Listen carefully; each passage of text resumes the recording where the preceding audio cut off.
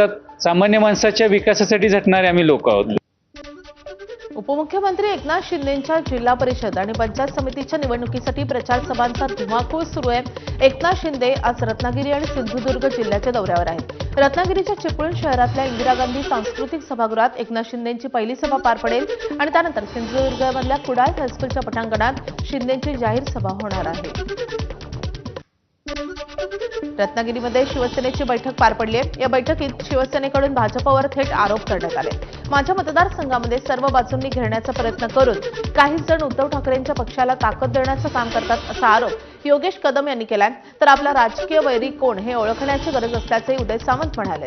तर डबल इंजिनचं सरकार म्हणून काम करताना योगेश कदम यांना वेगळा अनुभव येतोय, पण योगेश कदम भक्कम आहेत आणि त्यामुळे चिंतेचं कारण नसल्याचा सूचक इशारा एकनाथ शिंदेंनी दापोलीमध्ये या सभेमधून बोलून दाखवलाय।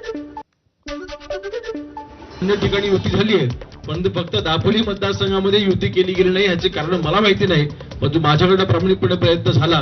परंतु आज शिवसेना आणि शिवसेना आरपीआय हे सोबत आहेत, युतीमध्ये आहेत आणि आपल्या या दोन्ही पक्षाच्या विरोधामध्ये आज भाजप असेल, उभाटा असेल, राष्ट्रवादी असेल, तिन्ही पक्ष आज एकत्र आलेले आहेत।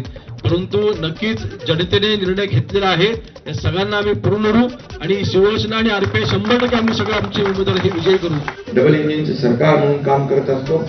योगेशला थोडा वेगळा होतोय, पण तरी योगेश भक्कम आहे, चिंता करण्याची कारण नाही। एक कुठे लक्ष्मी ऑर्गॅनिक कंपनी ती काय प्रदूषण करते वाटतं आणि केमिकलची कंपनी आहे ती आता बंद आहे। बंद अशा ती जे काय प्रदूषण करणारे जे कारखाने आहेत तर मला उद्योग मंत्र्यांनी सांगितलं तर ती बिलकुल लोकांच्या आरोग्याला घातक आहे, त्यांना त्यावर आळा घातला जाईल हे देखील मी या ठिकाणी सांगू इच्छितो। कोकणात सध्या महायुतीच्या प्रचाराचा जोर वाढला असून उपमुख्यमंत्री एकनाथ शिंदे यांनी काल कोकणातल्या शेवटच्या सभेला संबोधित केलंय। यावेळी त्यांनी विरोधकांवर टीका करत विकासाच्या आणि महिलांच्या कल्याणाच्या योजनांवर भर दिलाय। लाडकी बहीण योजनेचा पुनरुच्चार करत विरोधक कितीही अफवा पसरवत असले तरी ही योजना कधीही बंद होणार नाही असं शिंदे म्हणाले।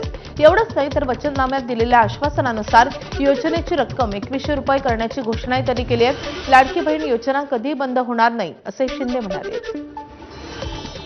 जो वचननामा प्रसिद्ध केलेला आहे तो 100% पाळणार, त्यामुळे लाडकी बहीण योजना कधी बंद होणार नाही। किती विरोधकांनी अफवा पसरवल्या तरी आणि त्यांना आम्ही जे आमच्या वचननाम्यामध्ये जे वचन दिलेलं आहे तेही पाळणार। रायगड जिल्हा परिषद निवडणुकीच्या पार्श्वभूमीवर महायुतीमध्ये जोरदार